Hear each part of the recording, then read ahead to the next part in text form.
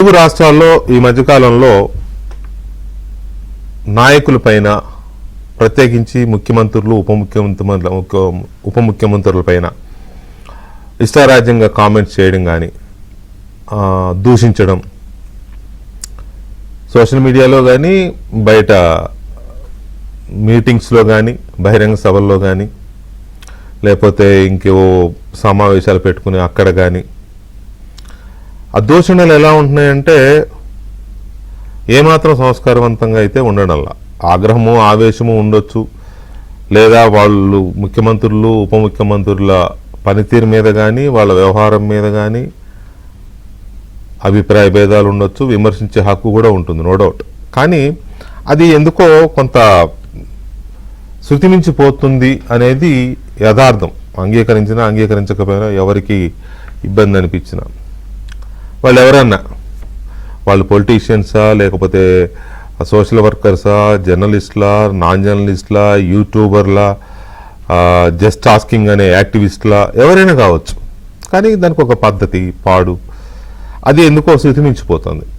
ఇది నేను ఎందుకు చెప్తున్నానంటే, ఫస్ట్ పాయింట్, తమిళనాడులో ఒక ఎమ్మెల్యేని పోలీసులు అరెస్ట్ చేశారు.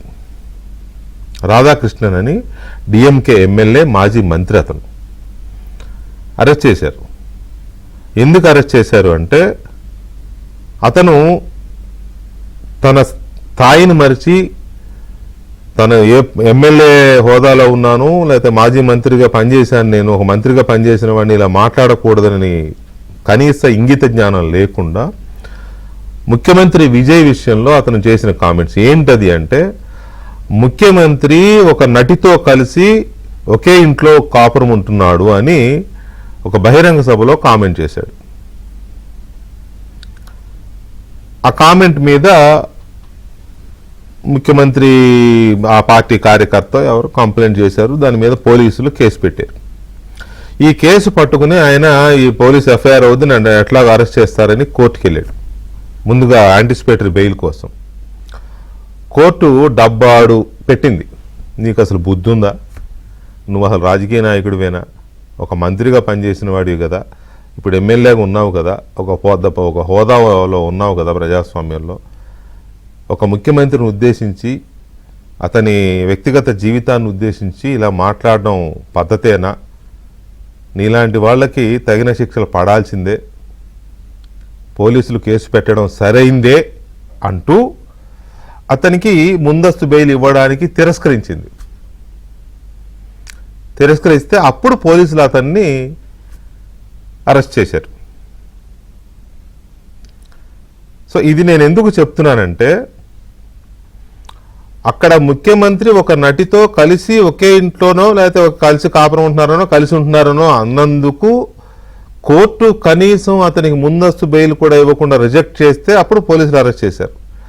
కానీ తెలుగు రాష్ట్రాల్లో ముఖ్యమంత్రుల మీద కానీ, ఉప ముఖ్యమంత్రుల మీద కానీ, మంత్రుల మీద కానీ, మాజీ ముఖ్యమంత్రుల మీద కానీ ఏడాపేడా అసలు అది భాష, అది ఏ భాష కూడా తెలియకుండా ఇష్టారాజ్యంగా మాట్లాడేస్తున్నారు. మాట్లాడుతుంటే పోలీసులు, మరి పోలీసులకి సెక్షన్లు మర్చిపోతున్నారా, లేకపోతే ఏ సెక్షన్లో పడితే అతనికి బెయిల్ రాకుండా అరెస్ట్ అయ్యి జైలుకి వెళ్తాడని తెలియడం లేదా, లేకపోతే కావాలని తిట్టినా మంచిదే అని వీక్ సెక్షన్లు పెడుతున్నారో నాకు అర్థం కావట్లా. తమిళనాడు పోలీసులు దగ్గర వీళ్ళని ట్రైనింగ్కి పంపించాలేమో, ఏ సెక్షన్స్లో కేసులు పెట్టాలని. ఐఎమ్ సారీ, పోలీసులు బాధపడొద్దండి, అలా అనిపిస్తోంది. ఎందుకంటే ఇలాంటి విషయాల్లోనే వీళ్ళు కేసులు పెడతారు, తీసుకెళ్తారు, కోర్టుకు తీసుకెళ్తారు. అక్కడ జడ్జి గారు బెయిల్ ఇస్తారు, లేదా రిమాండ్ ఇవ్వరు. రిపీటెడ్గా ఇవే జరుగుతున్నాయి. ఎక్కడ లోపం ఉంది? తమిళనాడులో ముఖ్యమంత్రి ఒక మాట అంటేనే, ఒక ఎమ్మెల్యేనే కోర్టు గడ్డి పెట్టి బెయిల్ ఇవ్వకుండా పంపించింది కదా, అలాంటిది ఇక్కడ భయంకరమైన భాషని ఉపయోగించి విద్వేషాలను రెచ్చగొట్టే విధంగా మాట్లాడుతుంటే కూడా ఏ పార్టీ వాళ్ళన్నా కానీ వాళ్ళు అంటున్నారు వీళ్ళు అంటున్నారు, కాదు ఒకళ్ళు ఎక్కువ అంటున్నారు ఒకళ్ళు తక్కువ అంటున్నారు. నేను ఇక్కడ పొలిటికల్ డిస్క్రిమినేషన్ చూపించడం లేదు, అందరూ వాడుతున్నారు ఈ భాష. కాకపోతే కొంతమంది మరీ శృతిమించి వాడేస్తున్నారు. ఎందుకు పోలీసులు వాళ్ళని జైలు దాకా తీసుకెళ్ళలేకపోతున్నారు అనేది ఒక పాయింట్ నేను చెప్పదలుచుకున్నాను, ఇవాళ చర్చించదలుచుకున్నాను. రెండో పాయింట్, తమిళనాడు, ఇది కూడా తమిళనాడు ఎగ్జాంపులే. తమిళనాడులో ప్రభుత్వాన్ని అస్థిరపరచడానికి సీఎం విజయ్ని ఆ పదవి నుంచి దించేసి ఆ ప్రభుత్వాన్ని కూల్చేయడానికి డిఎంకేకి చెందిన కొంతమంది, ఒక మాజీ మంత్రి లేకపోతే ఆ పార్టీ నాయకులు కుట్ర చేశారు. ఆ కుట్రకి ఒక కార్పొరేట్ కంపెనీ 180 కోట్ల రూపాయల ఫండ్, రిజర్వ్ ఫండ్ ఇచ్చింది. కొంతమంది జర్నలిస్టులు, యూట్యూబర్లు వాళ్ళ రంగంలోకి దిగారు. మొత్తం మీద అయితే విజయ్ ప్రభుత్వంలో ఉన్న 15 మంది ఎమ్మెల్యేలని ఆ పార్టీ నుంచి బయటికి లాగి ప్రభుత్వాన్ని పడేయాలి అని ట్రై చేశారు. కానీ ఎంతో అంతో కాస్త బుద్ధి జ్ఞానం ఉన్న ఎమ్మెల్యేలు అనుకుంటాడు. ఒక ఎమ్మెల్యే డైరెక్ట్గా పోలీసులు కంప్లైంట్ చేశాడు, ఎవడో ఇట్లా నన్ను ట్రాక్ చేస్తున్నాడు, మీరు బయటకు వస్తే డబ్బులు ఇస్తా ఉంటున్నారని. అది ఆ కుట్ర భగ్నమైంది. ఇప్పుడు అది తమిళనాడులో పెద్ద రాజకీయ చర్చ జరిగింది. డిఎంకే కూడా ఇంత దరిద్ర పనులు చేస్తుందా అని డిఎంకే స్టాలిన్ మీద ప్రజల్లో ఒక రకమైన ఆగ్రహావేశాలు వ్యక్తమవుతున్నాయి. ఇది విజయ్కి చాలా మంచి జరిగింది. ఏది అప్పట్లో ఎన్టీ రామారావు గారి మీద ఎలాంటి కాన్స్పిరసీ అయితే జరిగిందో, అప్పుడు ఎన్టీ రామారావు గారికి ఎలాంటి మద్దతు లభించిందో ప్రజల నుంచి, ఇప్పుడు విజయ్ పరిస్థితి అలా ఉంది తమిళనాడులో. ఇప్పుడు విజయ్ కనుక కొంచెం ధైర్యం చేసి ప్రభుత్వాన్ని రద్దు చేసిన ఎలక్షన్కి వెళ్తే 300 సీట్లతో వస్తాడు. కాకపోతే అది ఆయన ఇష్టం, మనం చెప్పడం కాదు. కానీ అంటే సిచ్యువేషన్ అలా ఉంది అనేది ఒక అబ్జర్వేషన్ కింద చెప్తున్నా. అయితే అక్కడ తమిళనాడులో ప్రభుత్వాన్ని కూల్చేయడానికి 180 కోట్లు కేటాయించి ఎమ్మెల్యేలను కొనేసి ఎలాంటి కుట్ర జరిగితే, ఆంధ్రప్రదేశ్లో శాంతి భద్రతలకు విఘాతం కలిగించి లా అండ్ ఆర్డర్ లేదని, లేకపోతే ప్రజల మధ్య, వర్గాల మధ్య, మతాల మధ్య విద్వేషాలు రెచ్చగొట్టి ఒక అలజడి సృష్టించి ప్రభుత్వాన్ని అస్థిరపరచాలనే కుట్ర జరుగుతోందనే ఆరోపణలు వస్తున్నాయి.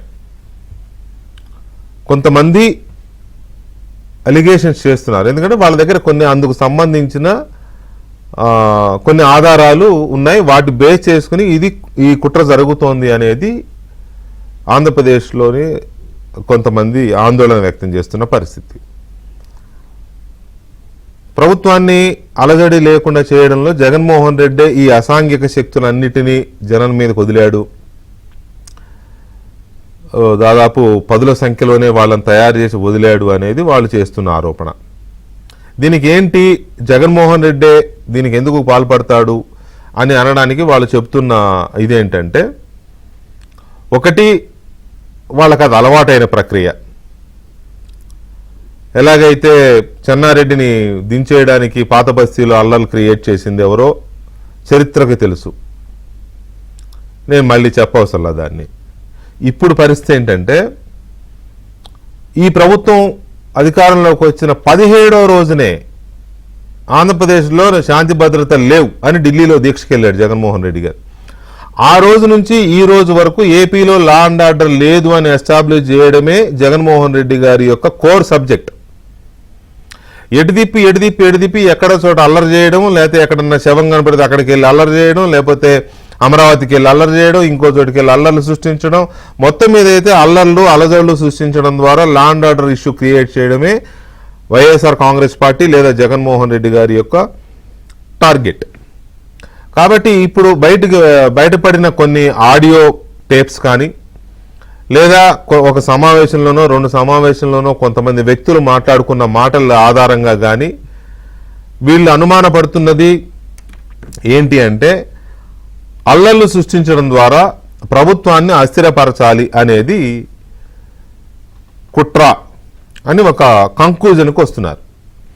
సో ఈ 2 అంశాలు, ఒకటి పోలీసులు ఎందుకు ఇలాంటి యాంటీ సోషల్ ఎలిమెంట్స్ని, సోషల్ మీడియాలో ఉన్న యాంటీ సోషల్ ఎలిమెంట్స్ని ఎందుకు పోలీసులు సరైన కేసులు పెట్టి జైలు దాకా తీసుకెళ్లలేకపోతున్నారు, ఎలా వాళ్ళకి యాంటిసిపేటరీ బెయిల్స్ ఎలా దొరుకుతున్నాయి, లేకపోతే పోలీసులు అరెస్ట్ చేసేసుకెళ్తే ఎందుకు వాళ్ళకి రిమాండ్ పడడం లేదు, జ్యుడిషియరీలో తేడాలా తమిళనాడుకి, ఏపీకి, తెలంగాణకి, లేక పోలీసు కాకి యూనిఫామ్లో తేడాలా తమిళనాడుకి, ఏపీ, తెలంగాణకి అనేది ఒకటి. రెండోది, ఈ ప్రభుత్వాన్ని అస్థిరపరచాలని తమిళనాడులో పొలిటికల్ కాన్స్పిరసీ అయితే ఆంధ్రప్రదేశ్లో క్రిమినల్ కాన్స్పిరసీస్ జరుగుతున్నాయా? ఈ అంశాల మీద మనతో ఈ చర్చలో తెలుగుదేశం పార్టీ అధికార ప్రతినిధి సరిపెల్ల రాజేష్ అలియాస్ మహాసేన రాజేష్ గారు ఉన్నారు. అలాగే జనసేన సీనియర్ నాయకులు అధికార ప్రతినిధి కిరణ్ రాయల్ గారు ఉన్నారు. అలాగే హైకోర్టు ఆంధ్రప్రదేశ్ అడ్వకేట్ ఉమేష్ చంద్ర గారు కూడా మనతో చర్చలో పాల్గొంటున్నారు. ముందుగా ఈ కేసులకు సంబంధించి నేను చెప్పాను కదా, తమిళనాడులో ఒక ఎమ్మెల్యే ముఖ్యమంత్రి విజయ్ గారిని అసభ్యంగా దూషించడంలో ఇదంతా చెప్పిందే కదా. రాజేష్ గారు, ఎందుకని ఆంధ్రప్రదేశ్లో పోలీసులు అలా తీసుకెళ్ళలేకపోతున్నారు? ఒక ఎమ్మెల్యేని ఆయన ముందస్తు బెయిల్ కేసు అంతా కోర్టు గడ్డి పెట్టింది, పోలీసులు అరెస్ట్ చేసి జైలు పంపించారు. కానీ మీ దగ్గర ఇంకోటి, అసలు అన్నిటికంటే ముందు ఇంకో విషయం చెప్పాలి. కిరణ్ అనే అబ్బాయి భారతీరెడ్డి గారిని ఒక మాట అన్నాడని 3 గంటల్లోగా అతను పోస్ట్ పెట్టాడో కామెంట్ చేశాడు, 3 గంటల్లోగా అరెస్ట్ చేసి సొంత పార్టీ, మీ పార్టీ వాడే, తెలుగుదేశం పార్టీ వాడే పంపించారే. మరి అదే పోలీసులు కదా. ఇప్పుడు ఎందుకని అలాంటి సెక్షన్లు అలాంటివి జరగడం లేదు? కొంత ఫిషీగా అనిపిస్తుంది నాకైతే. సార్, అది ముందుగా మీకు అలాగే ప్యానల్లో ఉన్న మిత్రులకి, ఏబిఎన్ ప్రేక్షకులకి హృదయపూర్వక నమస్కారం అండి. మేము చూసాము సార్, అంటే అతను మాట్లాడిన మాటలు, అతని మీద పెట్టిన కేసులు, సెక్షన్లో ఆయన్ని తీసుకెళ్ళటం, జడ్జి గారు ఆయనకి రిమాండ్ నిరాకరించి 41 నోటీస్ ఇచ్చి పంపించండి, స్టేషన్ బెయిల్ ఇచ్చి పంపించండి అనేప్పుడు మాకు కూడా అనిపించిందండి. అది కోర్టులు ఇలాంటి విషయాల్లో, అంటే మామూలుగా చూస్తే సార్, ఒక 2 వ్యక్తులు ఎక్కడన్నా బయట తిట్టుకున్నారనుకోండి, అది జస్ట్ ఫిజికల్ అటాక్ ఏవి లేకుండా, ఎటువంటి హాని జరగకుండా జస్ట్ మాట వరకే కాబట్టి అలాంటి కేసుల్లో స్టేషన్ బెయిల్ ఇవ్వడం అనేది కరెక్టే అండి. కాకపోతే ఇక్కడ వీళ్ళు ఇంటెన్షనల్ గా ఒక మతం, ఒక కులం ముసుగులో దూరి మరొక మతంలో ఉన్న, మరొక పార్టీలో ఉన్న, ప్రభుత్వంలో ఉన్న వ్యక్తుల్ని ఈ కులం మతం తరపున తిడుతున్నట్టు ఒక కలర్ ఇచ్చి వాళ్ళని తిట్టడం ద్వారా అవతలున్న పవన్ కళ్యాణ్ గారి అభిమానులు, చంద్రబాబు నాయుడు గారి అభిమానులు, కూటమి అభిమానులు, లేకపోతే ఈ కులం మతం కాని వ్యక్తులు ఎవరైతే ఉన్నారో వాళ్ళని రెచ్చగొట్టి తద్వారా వారి ద్వారా ఈ కులం మతం మీద దాడి చేయించి ఈ కులం మతంలో ఉన్న జనం ద్వారా ఈ బాబు అసలు అది చాలా పెద్ద కుట్రండి. అది ఏదో జనరల్ గా కోపంలో ఒక మనిషిని తిట్టిన మాట కాదండి. ఒక పెద్ద కుట్రతో ఈ రాష్ట్రంలో అల్లకల్లోలం చేయాలి, అరాచకం సృష్టించాలని చేసిన ఈ ప్రయత్నం కోర్టు వారి దృష్టికి అంత సీరియస్నెస్ కనిపించకపోవడం మాత్రం నిజంగా మాకు కూడా చాలా బాధగా ఉంది. అంటే రాజేష్ గారు, ఇక్కడ ఒక విషయం ఉంది. ఒక మ్యాజిస్ట్రేట్ గారు రిజెక్ట్ చేశారు, లేకపోతే రిమాండ్ ఇవ్వలేదు, లేకపోతే బెయిల్ ఇచ్చారు అని అంటే పోనీ ఆ మ్యాజిస్ట్రేట్ గారికి ఆ కేసులో తీవ్రత కనిపించలేదేమో. ఎందుకంటే బెయిల్ అనేది మ్యాజిస్ట్రేట్లకి, న్యాయాధికారులకి, జడ్జిలకు ఉండే విచక్షణాధికారమే అది. ఓకే, కానీ వరుసగా అక్కడ బెయిల్ కాగానే వెంటనే అరెస్ట్ చేస్తున్నారు, ఇంకో చోటు తీసుకెళ్తారు, మళ్ళీ అక్కడ బెయిల్ వేస్తుంది, మళ్ళీ అంటే వరుసగా ఎక్కడికి వెళ్ళినా అదే పరిస్థితి రిపీట్ అవుతుంది కదా. అంటే ఛార్జ్ షీట్లోనే, పోలీసులు ఎఫ్ఐఆర్లోనే లోపం ఉందని మేము అని నాకు అనిపిస్తుంది. తర్వాత లాయర్ గారు చెప్తారు, కానీ ముందు మీ ఒపీనియన్ చెప్పండి. లేదని అంటే పోలీసు వారు కానీ లేకపోతే ప్రభుత్వం కానీ దీని మీద సీరియస్ గానే తీసుకున్నారు సార్. తీసుకున్నారు కాబట్టే అన్ని కేసులు అతని మీద నమోదు చేసి అలాంటి వ్యక్తిని ఖచ్చితంగా కఠినంగా శిక్షించడం ద్వారా ఇలాంటి పని మరొకరు చేయకుండా ఉండే విధంగా ప్రయత్నం అయితే చేశారు. అయితే ఇక్కడ నాకు ఎదురైన ఒక అనుభవం చెప్తాను సార్. నన్ను జగన్మోహన్ రెడ్డి గారు అలాగే నైట్ పడుకుని ఉదయం లేసేటప్పటికి నన్ను అరెస్ట్ చేశారండి. మా ఇంటికి వచ్చి ఒక 4 మంది పోలీసులు అరెస్ట్ చేసి సార్. అప్పుడు అన్ని చీకట్లోనే జరిగేవి కదా. జరిగేవండి. అంటే వాళ్ళ అంటే దాన్ని ఎలా చెప్పాలో తెలియదు కానీ నేరాలను కూడా ఎంత పద్ధతిగా వాళ్ళు చేస్తారో చెప్తున్నాను సార్. జనరల్ గా ఒక ఎఫ్ఐఆర్ పట్టుకుని వచ్చి అరెస్ట్ చేయలేదండి నన్ను. 9 ఎఫ్ఐఆర్లు ఒకేసారి ఉన్నాయండి. ఓ ఛార్జ్ రిమాండ్ రిపోర్ట్ ఒకటి తయారై ఉంది సార్. ఈ 9 కేసులు ఎప్పుడు నమోదయ్యో కూడా తెలియదు, కానీ 9 కేసులను మెన్షన్ చేసి ఇతను హ్యాబిచువల్ అఫెండర్, ఇన్ని కేసులు ఉన్నాయి, ఇతను కంటిన్యూగా నేరాలు చేస్తా ఉంటాడు కాబట్టి ఇతన్ని రిమాండ్ చేయాల్సిందే, మాకు రిమాండ్ ఇవ్వాల్సిందే అని చెప్పి ఈ 9 కేసుల్ని ఆ రిమాండ్ రిపోర్ట్ ని అక్కడ మ్యాజిస్ట్రేట్ గారు సబ్మిట్ చేసిన వెంటనే వారు చూసిన వెంటనే మరి పోలీసు వారు చెప్తే నమ్ముతారు కదండి, ఓహో ఇంత పెద్ద నేరస్తుడా ఇతను అని చెప్పి, అన్ని తప్పుడు కేసులు అనే విషయం వారికి తెలియదు కదండి, వెంటనే రిమాండ్ ఇచ్చారు. నాకు ఎక్కడ శిక్షణ తీసుకొచ్చారు మీరు? ఈ నేరాలకిన్ను తీవ్రవాదాలు ఉగ్రవాదానికి ఎక్కడ శిక్షణ తీసుకుని వచ్చారు మీరు?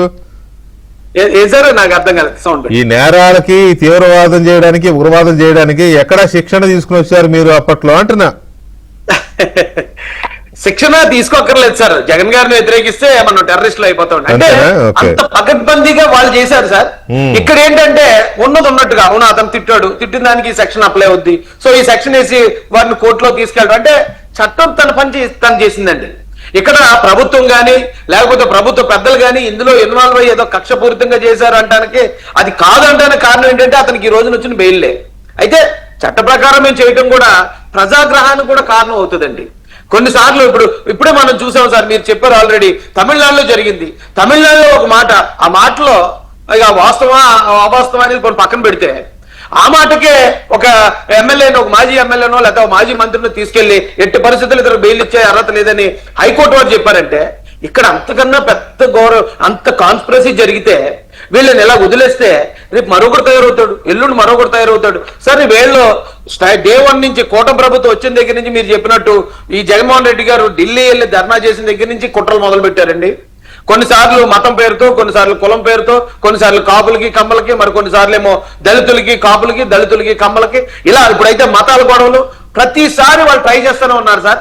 వాళ్ళని కనుక కరెక్ట్ గా మనం కంట్రోల్ చేయకపోతే వాళ్ళు వేసిన ప్లాన్స్ ఇప్పుడు దాకా ఉన్నాయి అన్ని ఫెయిల్ అయ్యాయి, ఒక్కటి గానీ సక్సెస్ అయిందంటే ఈ రాష్ట్రం అగ్నిగోళంగా మారిపోతుంది సార్. రైట్, ఒక్క నిమిషం రాజేష్ గారు. కిరణ్ రాయల్ గారు నమస్తే. నమస్తే సార్. కిరణ్ రాయల్ గారు, అప్పుడు అందరూ క్యూ కట్టేవాళ్ళు కదా జగన్మోహన్ రెడ్డి గారి హయాంలో, సోషల్ మీడియాలో తిట్టినా, లేకపోతే పబ్లిక్ మీటింగ్ లో తిట్టినా, లేకపోతే ఇట్లాంటి డిబేట్ లో మాట్లాడుకున్నా, అంతే కదా. రఘురామకృష్ణరాజు గారిని ఇంటర్వ్యూలు చేసినందుకే, ఆయన ఇంటర్వ్యూలో మాట్లాడినందుకే ఆయన ఎత్తుపోయి కొట్టారు, ఆల్మోస్ట్ చంపినంత పని చేశారు. ఇంటర్వ్యూ చేసినందుకు మమ్మల్ని కూడా తీసుకుపోయారు. సో మేమే కాదులే, మేము ఎగ్జాంపుల్ కోసం చెప్తున్నా. చాలా మంది క్యూ కట్టేవాళ్ళు కదా. ఇప్పుడు ఎందుకంటే అలా జరగడం లేదు? తెలుగుదేశం పార్టీ కార్యకర్తనేమో వెంటనే అరెస్ట్ చేసి జైలుకు పంపించారు. కానీ ఈ చాలా మంది, నేను I'm not talking about any particular person, ఇప్పుడున్న వీళ్ళు కానీ, ఎందుకని సార్? మీకు ప్యానల్ పెద్దలందరికీ నమస్కారం సార్. ఏవైనా ప్రేక్షకులకు కూడా మీ అనుమానం మీకే కదా సార్, ఒక్కోసారి మాకు అనిపిస్తుంది. మాతో పాటు కొంతమంది పోలీస్ డిపార్ట్మెంట్ కింద స్థాయిలో ఉన్న హోమ్ గార్డులు, కానిస్టేబుల్ కూడా నా మిత్రులు, జన సైనికులు ఉన్నారు. వాళ్ళు కూడా ఏందన్నా ఇది అర్థం కావట్లేదు. వాళ్ళు మొన్న టీడీపీ గవర్నమెంట్ లో కిరణ్ అనే ఒక స్పోక్స్ పర్సన్ భారతి గారిని తిరిగితే వెంటనే అరెస్ట్ చేసి 40 రోజులు బెయిల్ అనుకుని చేశారు. ఈ రోజు ఒక డిప్యూటీ సీఎం గారు పవన్ కళ్యాణ్ గానీ ఆయన కుటుంబాన్ని, చంద్రబాబు గారు, లోకేష్ గారిని ఎత్తుకుంటే అతను ఎవడో ప్రశ్నలో ఎవడో అతను ఎక్స్ప్రెషన్ అతను అన్ని బూట్లు మాడితే, ఆ జనాశ్రమకు అన్ని బూతులు మాడుతుంటే తమాషా ఏమంటున్నా ఏ స్టేషన్ మీద బిల్లు వచ్చేస్తుంది అర్థం కావట్లా. నా డౌట్ ఏమంటే, ఇప్పుడు నేను మన ఉమేష్ గారిని అడగాలి, భారతదేశంలో ఒకే చట్టం ఉంటుంది కదా సార్, లేదంటే తమిళనాడుకి ఏమైనా చట్టం సపరేట్ గా ఉందా, ఆంధ్రాకి చట్టం సపరేట్ గా డౌట్ గా ఉంది సార్. ఎందుకంటే తమిళనాడులో రాధాకృష్ణ గారి ఎమ్మెల్యేని అరెస్ట్ చేశారు, దాని బెయిల్ ముందస్తు బెయిల్ ఇవ్వని అన్నారు. ఇక్కడ మనకి పట్టకపోయి ఇచ్చినా బెయిల్ ఇచ్చేస్తున్నారు. అది పోలీసులు వీక్నెస్ లేకపోతే వాళ్ళ లాయర్లు స్ట్రాంగ్ అర్థం కావట్లేదు నాకు. ఇందాక ప్రెస్ మీట్ అదే చెప్పాను నేను, మన పోలీసులు వీక్ కేసులు పెడుతున్నారా, లేకపోతే వాళ్ళ లాయర్లు ఏమైనా మొత్తం ఢిల్లీ నుంచో లేకపోతే పెద్ద పెద్ద లాయర్లు హెలికాప్టర్లో, విమానంలో, స్పెషల్ ఫ్లైట్ లో తీసుకొచ్చి దించి స్పెషల్ ఏమైనా వాదిస్తారో అర్థం కావట్లేదు సార్. ఎందుకంటే ఇది నాన్నోని కిరణ్ రాయలు, వెంకటకృష్ణ గారికి సమస్య కాదు సార్, అర్థం కాదు. మొత్తం చాలా మంది కామన్ పీపుల్ అర్థం కాని పరిస్థితి అంటే, అసలు ఒక్కసారి అరెస్ట్ చేస్తే 2-3 సార్లు అరెస్ట్ చేసి శిక్షలు పడితే మాట్లాడడం మానేస్తారు. మేము కూడా ఉన్నాము, నేను అనేక కేసులు జైలుకు పోయించా. రాజేష్ ఉన్నాడు, ఉమేష్ గారే నా కేసులను వాదిస్తున్నారు తెలుసు. పనికిరాని కేసులు పెట్టారు నా మీద, జైలు పంపించేశారు. పనికిరాని కేసులు పెట్టారు అంటే ఇప్పుడు బలమైన కేసులు, ఎవిడెన్స్ ఉన్న కేసులు పెడితే కూడా ఏమైనా మ్యాజిక్ ఏమైనా చేస్తున్నాడా? జగన్ ఏమైనా జీసస్ దగ్గర కూర్చొని స్టేషన్ పోతేనే వాళ్ళు వెంటనే బయట వచ్చేటట్టు ఏమైనా మంత్రం చేస్తానని చెప్తే మేము కూడా నేర్చుకుంటాం సార్. ఎందుకంటే అర్థం కాక చచ్చిపోతున్నాం అసలు ఏం ప్రభుత్వంలో ఉన్నా ఏం జరుగుతుంది అనేసి. వేరే రాష్ట్రంలో ఒక చట్టమా, మన రాష్ట్రంలో ఒక చట్టమా, ఎలా జరుగుతుందంటే పవన్ కళ్యాణ్ గారి మీద దాడి ఈరోజు చూసాం. ఆ జోసెఫ్ ప్రశ్న ఎవడో ఉన్నాడు, అతను ప్రకాష్ రాజు మాట్లాడుకున్న ఒక ఆడియో మీకు పంపించా ఇందాక. సార్ మీరు విన్నర్లు వచ్చి సార్ పంపించాను మీకు, ఒకసారి వీలుంటే చూడండి, వినండి సార్. అది వాళ్ళిద్దరు ఎలా మనం ప్లాన్ చేయాలి, ఎలా అది మాట్లాడదాంలే, ఆ తర్వాత మాట్లాడదాం. ముందు ఈ కేసులు ఎందుకు ఇదవుతున్నాయనే దాని మీద ఇది కంక్లూజన్కి వద్దాం. కంక్లూజన్కి వచ్చాక మా అనుమానాన్ని ఉమేష్ గారు మీరు అడగాలి సార్. అసలు వేరే చట్టాలు ఉన్నాయా ఆంధ్ర తమిళనాడుకి, వేరే చట్టం ఏమైనా ఉందా కనుక్కోవాలి సార్. ఉమేష్ గారు అడగండి సార్. ఉమేష్ గారు నౌ యువర్ నమస్కారం. ఎందుకంటే చాలా డౌట్స్ వస్తున్నాయి. తమిళనాడులో ఒక ఎమ్మెల్యే ముఖ్యమంత్రి గారిని ఒక నటితో కలిసి ఉంటున్నాడు అన్నదానికి వాళ్ళ అభిమాని ఆ పార్టీ కార్యకర్త కేసు పెడితే ఆయన ముందుగానే యాంటిసిపేటరీ బెయిల్కి వెళ్తే కోర్టు బెయిల్ ఇవ్వకపోగా నీలాంటి వాడికి ఈ శిక్షలు పడాల్సిందే, బుద్ధి లేదా అని తిట్టింది. మీరు ఫాలో అయ్యే ఉంటారు కదా, అది వాళ్ళు కేసు పెట్టారు, అరెస్ట్ అయ్యారు, జైలుకి పంపించారు. కానీ ఇక్కడ అలా జరగడం లేదే. ఇంట్లో వాళ్ళని, ఇంట్లో ఆడపిల్లల్ని, మగపిల్లల్ని, భార్యల్ని ఇష్టారాజ్యంగా నేను ఆ పార్టీ ఈ పార్టీ అనట్లేదు సార్. ఐఎమ్ క్లియర్ ఆ విషయంలో. నేను ఏ పార్టీకి మినహాయింపు ఇవ్వట్లేదు, కాదు కొద్దిగా ఎక్కువ తక్కువ. కానీ ఇక్కడ ఎందుకు నిలబడట్లేదు? ఒక టీడీపీ కార్యకర్త మాత్రం కిరణ్ అనే అతనికి వెంటనే జైలుకి వెళ్ళాడు భారతిరెడ్డి గారిని తిట్టిన కేసులో. ఈ తర్వాత పవన్ కళ్యాణ్ తిట్టినా, చంద్రబాబు నాయుడిని తిట్టినా, రేవంత్ రెడ్డిని తిట్టినా, కేసీఆర్ని తిట్టినా ఎవరు ఎక్కడ గప్చెప్ అన్నట్టుగానే ఉంది. ఎందుకని? ముందు వెంకటకృష్ణ గారు, మీకు అలాగే ప్యానెల్ లో ఉన్న వాళ్ళందరికీ కూడా నమస్కారం. నమస్తే అండి. వెంకటకృష్ణ గారు, మీరు చాలా పర్టినెంట్, చాలా ఇంపార్టెంట్ క్వశ్చన్ అడిగారు. ఇక్కడ ఏం జరిగిందంటే, ఫస్ట్ ఆఫ్ ఆల్ మనం తమిళనాడు కేసుని దీన్ని ఒక చూసే ప్రయత్నం చేస్తున్నాం. Trying to draw and resemblance తీసుకునే ప్రయత్నం చేస్తున్నాం. ఇక్కడ పాయింట్ ఏంటంటేనండి, తమిళనాడు కేసులో ఏమైందని చెప్పే ప్రయత్నం చేస్తాం, తర్వాత ఆంధ్రప్రదేశ్ లో కూడా ఏమవుతుందని చెప్పే ప్రయత్నం చేస్తాం. ఎందుకంటే ఈ విధంగా రిమాండ్స్ రిఫ్యూజ్ అవుతున్నాయి దాని మీద. తమిళనాడు కేసులో ఆయన మీద కేసు పడిన వెంటనే ఎమ్మెల్యే గారు ఇమీడియట్ గా హైకోర్టును మూవ్ చేసి యాంటిసిపేటరీ బెయిల్ అప్లికేషన్ మూవ్ చేసుకోవడం జరిగింది. యాంటిసిపేటరీ బెయిల్ అప్లికేషన్ మూవ్ చేసిన తర్వాత ఆనరబుల్ హైకోర్టు వారు మేము యాంటిసిపేటరీ బెయిల్ అప్లికేషన్ ఇవ్వము అని చెప్పి యాంటిసిపేటరీ బెయిల్ అప్లికేషన్ డినై చేస్తూ కొన్ని కామెంట్స్ ఏదైతే ఇంతకుముందు మీరు రిమార్క్స్ లో చెప్పారు, ఇనిషియల్ రిమార్క్స్ లో చెప్పారో, అవి comments were passed by the honourable high court there in the like Tamil Nadu.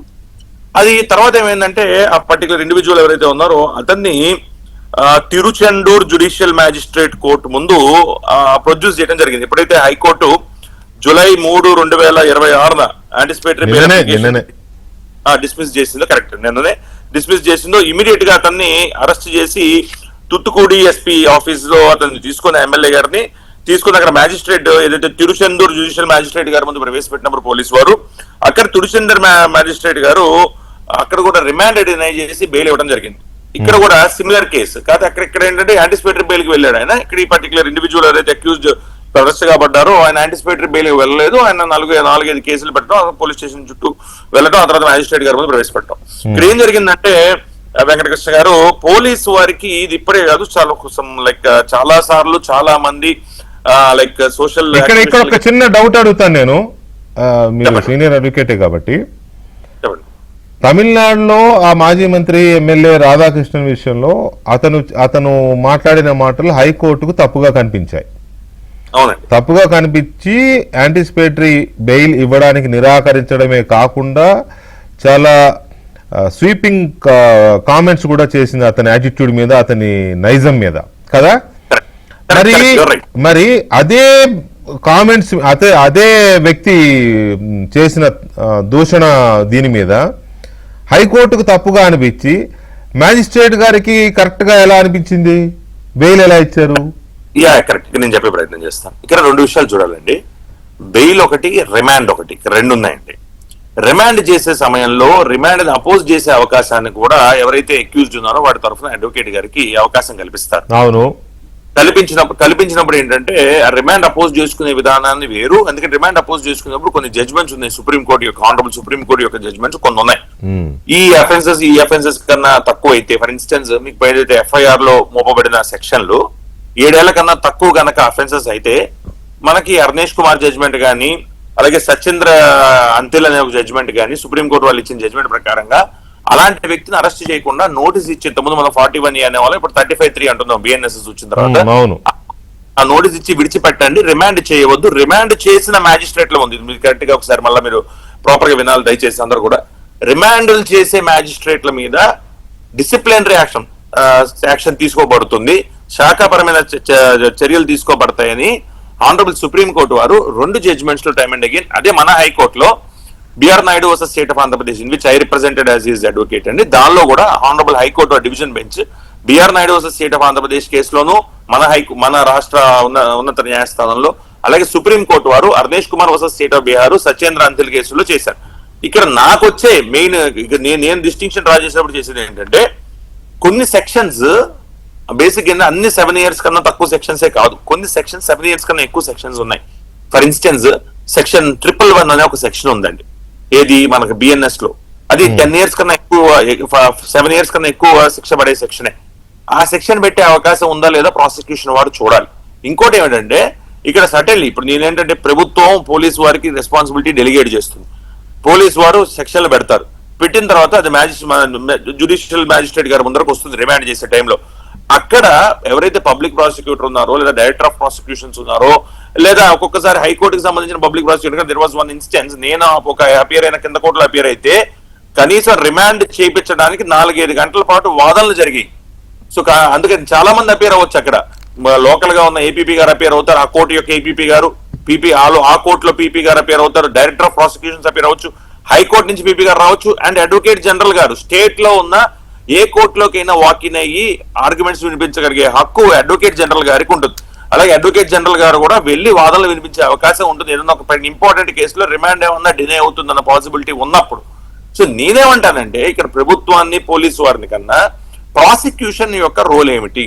So ఇన్నిసార్లు ఒక చోట రిమాండ్ ఇది అయింది, నెక్స్ట్ టైం రిమాండ్ ఎందుకు చేయించుకోలేకపోయాం, మూడో చోట రిమాండ్ ఎందుకు చేయించుకోలేకపోయాం, ఎఫిషియెంట్ పబ్లిక్ ప్రాసిక్యూటర్స్ ఆ పర్టికులర్ కోర్టులో లేరా, లేకపోతే ఎలా చేయాలి అనేది కనుక ఆలోచించుకొని ఉండుంటే, ఉన్నప్పటికీ I mean to say this, ఉన్నప్పటికీ legal position is very clear అండి.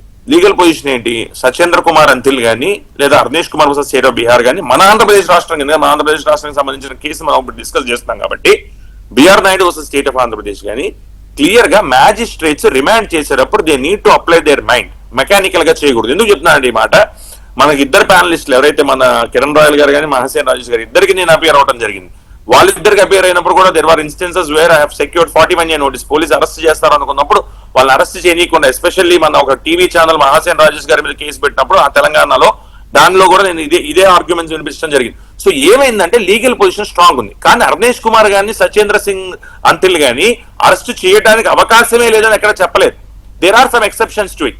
ఆ ఎక్సెప్షన్స్ ని ప్రాపర్ గా కోర్టు ముందు ప్రెజెంట్ చేయగలుగుతున్నారా, సబ్మిట్ చేయగలుగుతున్నారా అనే వాదనలు ప్రాపర్ గా వినిపించగలుగుతున్నారా, లోకల్ గా ఉన్న ఎఫిషియెంట్ గా పబ్లిక్ ప్రాసిక్యూటర్ గా అనేదే ఇక్కడ అన్నిటికన్నా ఇంపార్టెంట్ పాయింట్ అండి.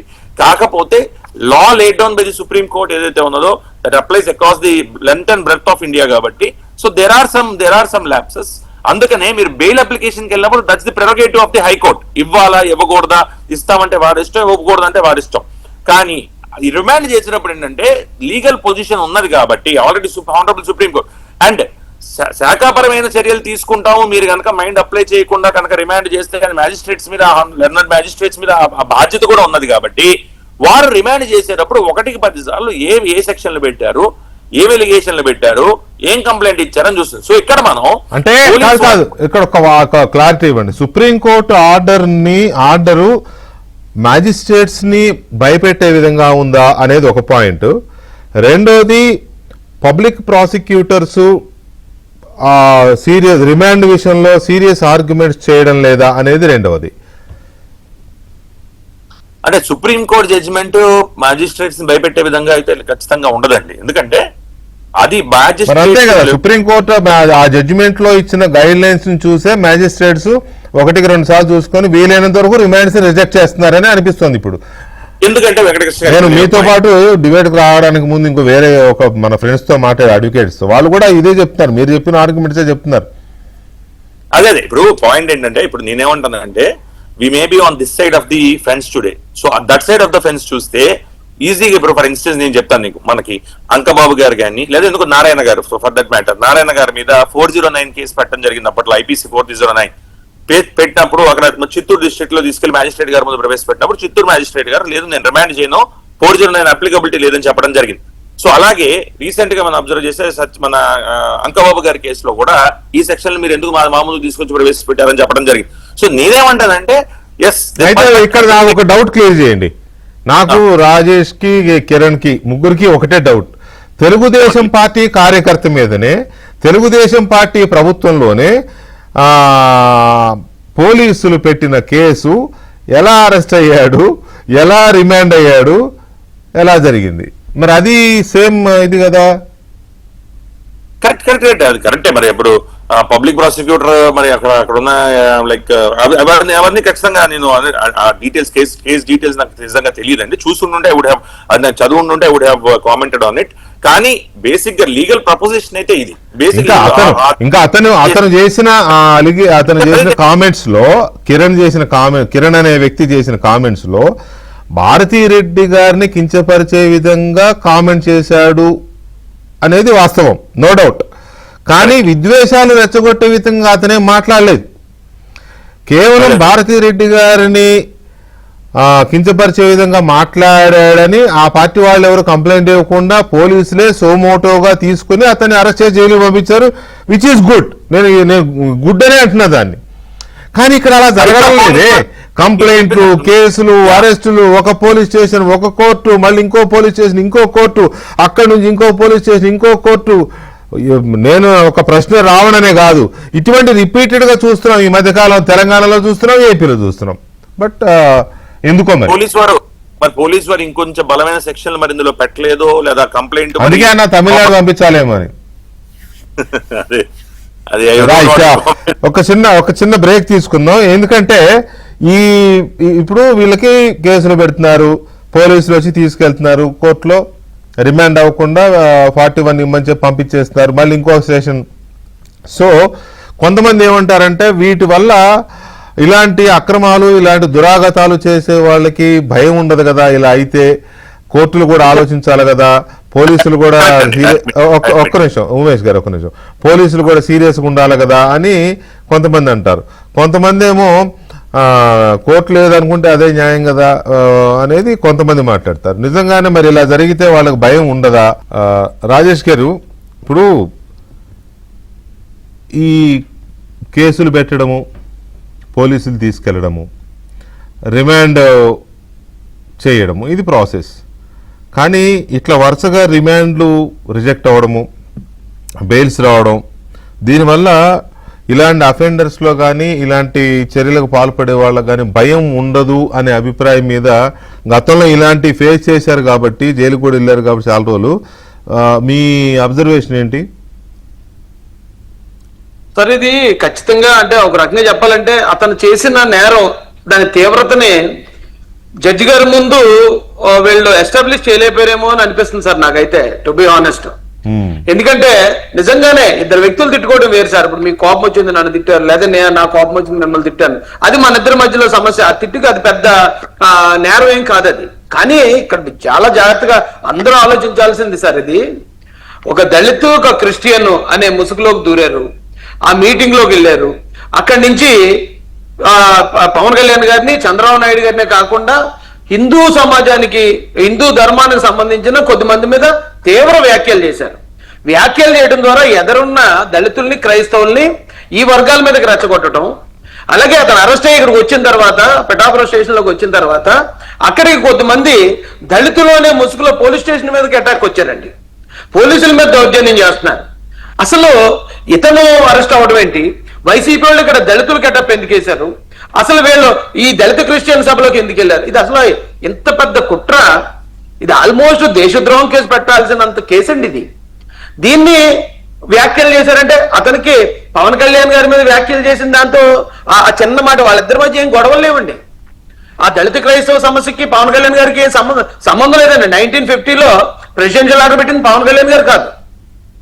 అవి ఇంత కుట్ర చేస్తే మరి దాన్ని ఎస్టాబ్లిష్ చేయకుండా ఇది 7 years లోపే కేసు ఇది కాబట్టి దీనికి రిమాండ్ ఇవ్వలేమంటే ఓకే, రిమాండ్ ఇవ్వలేకపోయినా ఖచ్చితంగా కండిషన్ బెయిల్ ఉంటుంది, పోలీస్ స్టేషన్కి వెళ్ళి సంతకాలు పెట్టాలి, వాయిదాలు తిరగాలి, ప్రూవ్ చేసుకోవాలి, ఖచ్చితంగా అతనికి అయితే శిక్ష పడుతుందండి.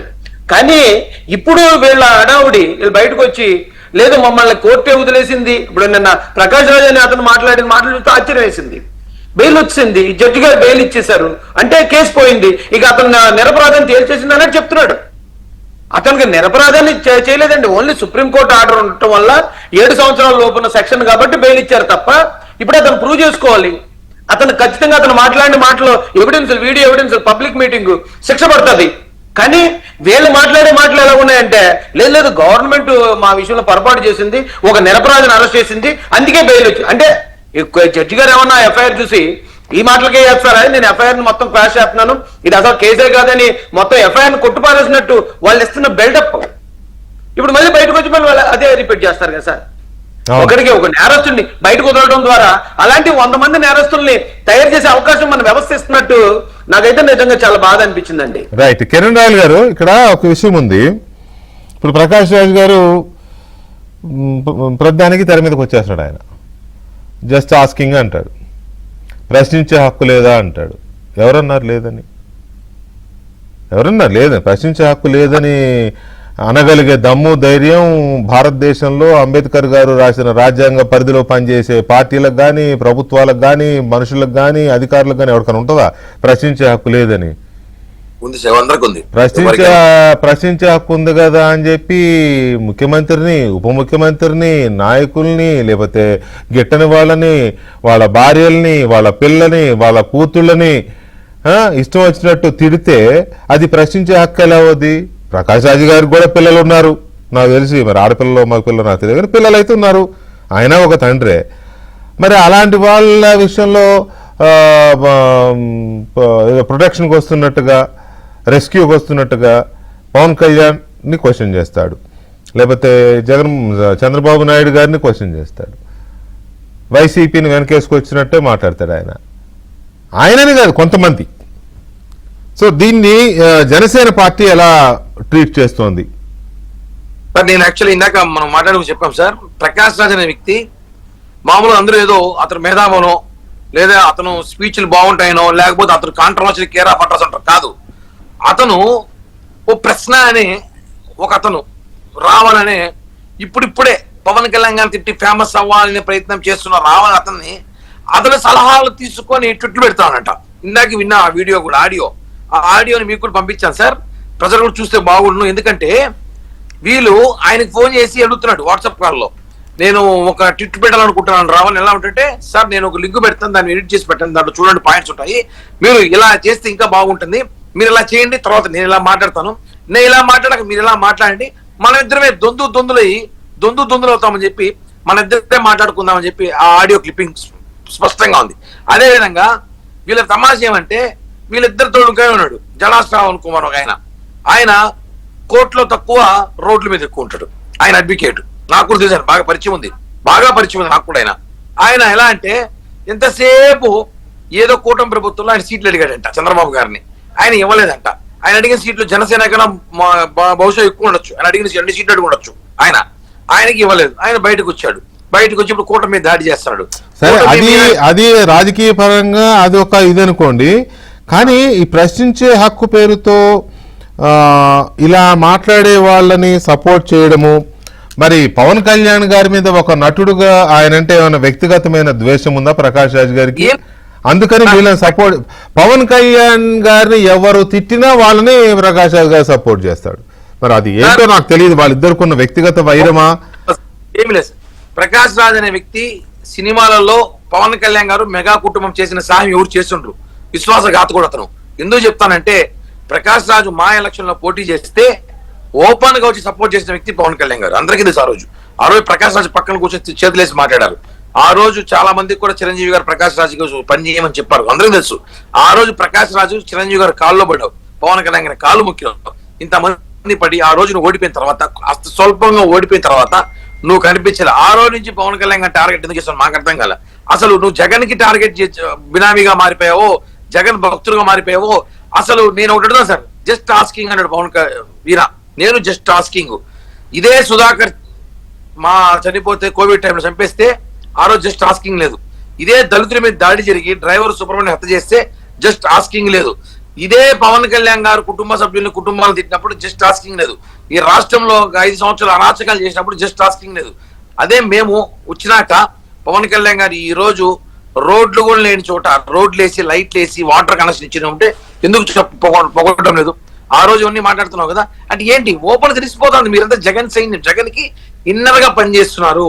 కూటమి చీల్చాలని అయితే ప్రయత్నిస్తున్నారు. జగన్మోహన్ రెడ్డి గారు కుట్ర చేస్తున్నాడు అని రాజేష్ గారు కానీ మీరు కానీ మీలాంటి వాళ్ళు ఎందుకు ఆరోపిస్తున్నారు అనేది అది తీసుకుందాం. దాంట్లోకి వెళ్లే ముందు ఉమేష్ చంద్ర గారు, ప్రశ్నించే హక్కు లేదా దూషించే హక్కు ఈ రెండింటిని డిఫైన్ చేస్తారా? షూర్ అండి. ప్రశ్నించే హక్కు అది చెప్పే ముందు ఇంత క్వశ్చన్ అడిగారు, చెప్పే ప్రయత్నం చేసే టైంలో మనం బ్రేక్ వెళ్ళాము. ఈ టాపిక్ క్లోజ్ చేద్దాం, మీరు అది చెప్తే. మ్యాజిస్ట్రేట్స్ కి భయపడతారు కదా మరి ఇలా ఉంటే అన్నప్పుడు, మ్యాజిస్ట్రేట్స్ భయపడకుండా ఉండటానికి కూడా అర్నేష్ కుమార్ లో క్లియర్ గా ఒక ప్రొవిజన్ ఇచ్చారు. ఏమిటంటే మీ రీజన్స్ రికార్డ్ చేయండి, రికార్డ్ చేసి మీరు రిటైన్ చేయండి అన్నారు. అంటే కానీ అర్నేష్ కుమార్ ప్రకారంగా 41 years ఇచ్చేయండి, 35 years ఇచ్చేయండి కంప్లీట్ బ్లాంకెట్ గా ఎవరికి ఆ రైట్ ఇవ్వలేదండి. బట్ మ్యాజిస్ట్రేట్స్ కూడా రీజన్స్ రికార్డ్ చేసి సుప్రీంకోర్టు ఇచ్చిన జడ్జిమెంట్ లో మీరు ఇష్టారాజ్యంగా మీరు ఇష్టం వచ్చిన రిమాండ్ ఇస్తే మీ మీద చర్యలు ఉంటాయని జడ్జిమెంట్ ఇచ్చింది కదా, దానికి ఏమన్నా ఎందుకు వచ్చిన తలకాయ నొప్పిని భయపడుతున్నారేమో మ్యాజిస్ట్రేట్స్ న్యాయాధికారులుగా. కరెక్ట్. కానీ రీజన్స్ రికార్డ్ చేస్తే ఇవ్వచ్చు అని చెప్పారు. సో అది క్లియర్ గా జడ్జిమెంట్ లో కూడా మెన్షన్ చేసి. ఎందుకు రిస్క్ తీసుకుంటారండి? రీజన్స్ రికార్డ్ చేసేంత రిస్క్ కూడా ఎందుకు తీసుకుంటారు? ఎందుకంటే all are human beings end of the day. ఇప్పుడు మీరు అడిగిన క్వశ్చన్ కి వస్తే ఇంకా మీకన్నా ఫీజులు వస్తాయి, వాళ్ళకేమొస్తాయి?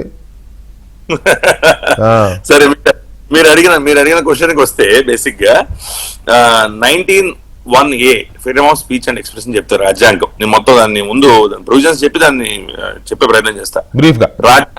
రాజ్యాంగంలో 19 clause 2 రాజ్యాంగంలో ప్రొవిజన్ అదేం చెబుతుంది అంటే, freedom of speech and expression ఏ సందర్భాల్లో freedom of speech and expression అనేది మనం ఉపయోగించరాదు అనేది క్లియర్ గా చెబుతుంది.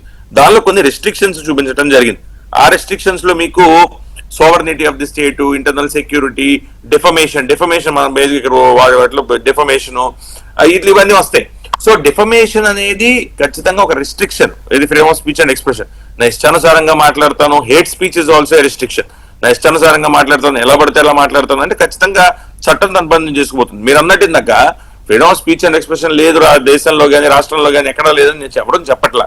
కానీ ఇక్కడ సుప్రీంకోర్టు కూడా రీసెంట్ గా అశ్విని కుమార్ ఉపాధ్యాయ వర్సెస్ యూనియన్ ఆఫ్ ఇండియా కేసులో 2026లోనే యాజ్ రీసెంట్ యాజ్ ఏప్రిల్ 2026లో క్లియర్ గా హేట్ స్పీచ్ కొన్ని ప్రొవిజన్స్ ఉన్నాయి బిఎన్ఎస్ లో. ఫర్ ఇన్స్టెన్స్ 196 కానీ 298 కానీ 356 కానీ బిఎన్ఎస్ లో ఈ ప్రొవిజన్స్ ఏవైతే సెక్షన్స్ ఇవి డీల్ చేస్తున్నాయి హేట్ స్పీచ్ తో.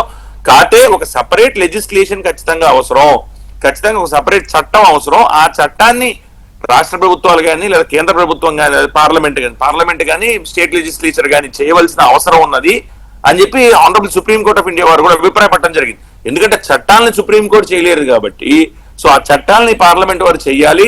హేట్ స్పీచ్ లాంటివి చాలా మన ర్యాంపెంట్ గా మొత్తం దేశం మొత్తంగా ర్యాంపెంట్ గా ఉంటుంది. సోషల్ మీడియాలో especially social media forum use చేసుకుని ర్యాంపెంట్ గా హేట్ స్పీచ్లు చేస్తున్నారు. కొత్త చట్టం తీసుకురావాలని చెప్పిన తర్వాత కర్ణాటక రాష్ట్ర ప్రభుత్వం కూడా ఈ హేట్ స్పీచ్ ని ఆపడానికి ఒక చట్టాన్ని తీసుకురావడం కూడా జరిగిందండి. ఆ చట్టాన్ని కర్ణాటక రాష్ట్ర ప్రభుత్వం కూడా 2026లోనే ఒక చట్టాన్ని కూడా తీసుకొచ్చారు. మరి అలాంటి చట్టం ఇప్పుడు ఇట్లాంటివి ఏదైతే మనం చూస్తున్నాం, ఈ రోజు జరిగిన ఇష్యూ ఏదైతే చూస్తున్నాం ఇందాక మీరు అడిగిన ఇనిషియల్ రిమార్క్స్ లో, మరి ఇలాంటి వాళ్ళని ఆపపోతే ఇలాంటి వాళ్ళకి బెయిల్ కానీ 41 నోటీసులు కానీ ఇచ్చి పంపిస్తూ ఉంటే సో ఇలాంటి వాగే అవకాశం ఉండదు కదా, వాళ్ళు ఇంకా స్ట్రెంథన్ అవుతారు. మరి ఇలాంటి వాటిని ఆపాలంటే ఖచ్చితంగా కొన్ని రోజులన్నా జ్యుడిషియల్ కస్టడీలో ఉంటే గానీ వాళ్ళకి ఒక విషయం అర్థం కాదు.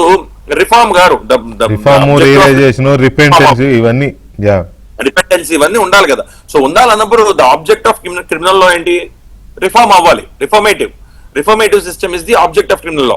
సో ఆ రిఫార్మ్ అనేది జరగట్లేదు కదా. సో నువ్వు ఈ టాపిక్ సంబంధించి నాకు మీ ముగ్గురి అవుట్కమ్ కానీ లేకపోతే ఓవరాల్ గా చూస్తున్న సిచ్యువేషన్ కానీ చూస్తే నాకు అర్థమైంది ఏంటంటే, ప్రభుత్వం ఒకవైపు పోలీసింగ్ ని, ఒకవైపు పబ్లిక్ ప్రాసిక్యూటర్స్ ని లేదా ప్రాసిక్యూషన్ సిస్టమ్ ని సంస్కరించుకోవాలి, లేదా దాని మీద కొంచెం ఫోకస్ పెట్టాల్సిన, కొంచెం కాదు చాలా గట్టిగానే ఫోకస్ పెట్టాల్సిన పరిస్థితి కనబడుతుంది. ఇక రెండవ అంశం, తమిళనాడులో విజయ్ ప్రభుత్వాన్ని కూల్చేయడానికి డిఎంకే నాయకులు చేసిన కుట్ర ఎలాగైతే 180 కోట్ల రూపాయలతో ఎమ్మెల్యేలను కొనుగోలు చేసి పడేయాలనుకున్నారో, ఆంధ్రప్రదేశ్లో అల్లర్లను క్రియేట్ చేసి, అలజడి క్రియేట్ చేసి, శాంతి భద్రతలను కూలదోసి ప్రభుత్వాన్ని అస్థిరపరచాలి అని కుట్ర జరుగుతోంది అని రాజేష్ గారు కానీ, కిరణ్ గారు కానీ, లేకపోతే ఇతరులు కానీ ఎలా అనుకుంటున్నారు? ఆంధ్రప్రదేశ్లో అల్లర్లను రెచ్చగొట్టే కుట్ర జరుగుతోంది అనేది ఇప్పుడు మహాసేన రాజేష్ గారితో పాటు చాలామంది వ్యక్తం చేస్తున్న ఒక అనుమానం, ఒక ఆందోళన, ఒక భయం కూడా. ఎందుకంటే భయం అంటే వ్యక్తులుగా భయం ఉండకపోవచ్చు, కానీ రాష్ట్రంలో అల్లర్లు క్రియేట్ అయితే అది ప్రశాంతతను దెబ్బతీస్తుంది, అభివృద్ధిని దెబ్బతీస్తుందని సహజంగా ఎవరైనా బాధపడతారు, భయపడతారు. అయితే ఒక ఆడియో మొన్న 3 రోజుల క్రితం నా డిబేట్లో రాజేష్ గారు ప్లే చేసిన ఆడియో అది ఇప్పుడు బాగా వైరల్ అవుతోంది. ఆడియోలో ఎవరెవరు మాట్లాడారు, ఏంటి, ఎందుకు వాళ్ళు అలా మాట్లాడుకున్నారు, దాని వెనుక నిజంగానే కుట్ర ఉందా అనేది ఒకసారి అది విందాం. విన్న తర్వాత చర్చలోకి వెళదాం. ఒకసారి కాల్చివేతల ఆడియో వేయండి. మీరు ఎదగాలనుకుంటే నువ్వు వెళ్ళిపోయి వెళ్ళాలి. ఆ టైం నిజంగా టైం తగ్గలేదు. అలా చేయగలిగే కమిట్మెంట్ క్యాండిడేట్ మనం కంపల్సరీగా ఉంచుకోవాలి. ఆ టైం లేకపోతే మనం ఎదగలేదు. మొదలు పడుతున్నాము తీసుకెళ్ళేంత వరకునే జనం చెప్పాడు మనంతా కాపు, మన కాపు అని చెప్పాడు. భగవంతుడు ఆలోచన ఈయనకి ఎవరికి తెలియదు. ఎవరికి తెలియదు. అక్కడ కాపు కాపు కాపు అని మన నెలకు సాధించుకొని పట్టణంలో బయలుదేరారు. అది వెళ్ళిపోవాలి. అలా ఇప్పుడు లక్ష్య మేము కాంట్రాక్ట్ చూసుకుంటూ జమరాజు చూస్తూ దాన్ని చేసుకుంటారు. ఏ ఉపయోగం ఇవ్వరు. వేరే అందరూ నాలుగు తెగించే బస్సు ఎట్లయినా తగ్గుతూ ఉంటుంది. మమ్మల్ని కూడా ఆపేస్తారు. అయినా అప్పుడు సంచలనం వస్తుంది. ఆ టైంలో అప్పుడే మనం ప్రిపేర్ అవుతే వర్కౌట్ అవుతుంది. నిజంగా చెప్పచ్చు. నేను అవ్వాలని కోరుతున్నాను సార్.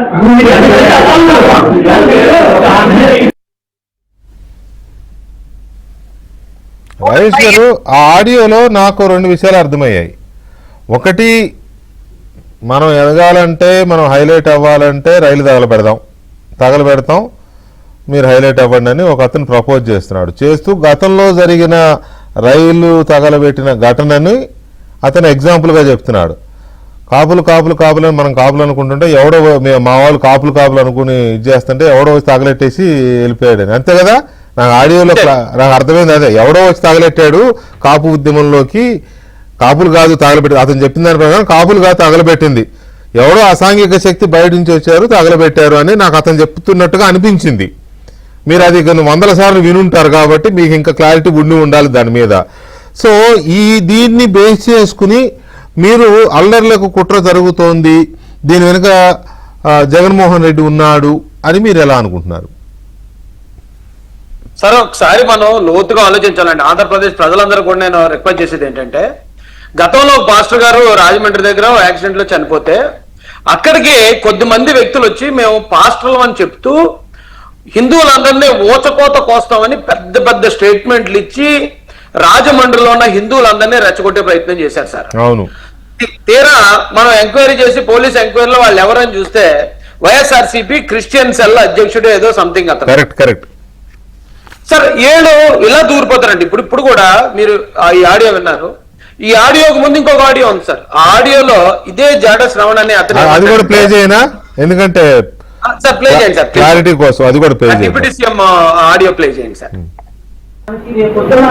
మన హక్కులు మనం సాధించుకోవాలంటే మన నుంచి ఒక లేట్ అడగాలి. రేపొద్దున ప్రభుత్వం మీరు ఉప ముఖ్యమంత్రిగా ఉన్నారనుకో, ఎవరికి జరుగుతుందండి మహారాష్ట్ర కాక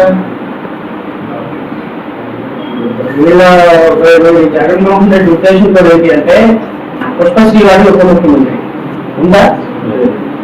నారాయణ ఉప ముఖ్యమంత్రి ఉన్నారా? రాజేంద్ర ఉప ముఖ్యమంత్రి ఉన్నారా? ధర్మ కృష్ణదాస్ ఉప ముఖ్యమంత్రి ఉన్నారా? అంబేద్కర్ ఉప ముఖ్యమంత్రి ఉన్నారా? ఉప ముఖ్యమంత్రి ఇదే మాట్లాడతారండి. 5 ఉప ముఖ్యమంత్రులు ఇచ్చారు ఎస్సీ ఎస్టీలకి. తప్పదు లేదు, మాట్లాడేవారు మీరు. మళ్ళీ రేపు ఒక 4 పదవుల కోసం వస్తారు.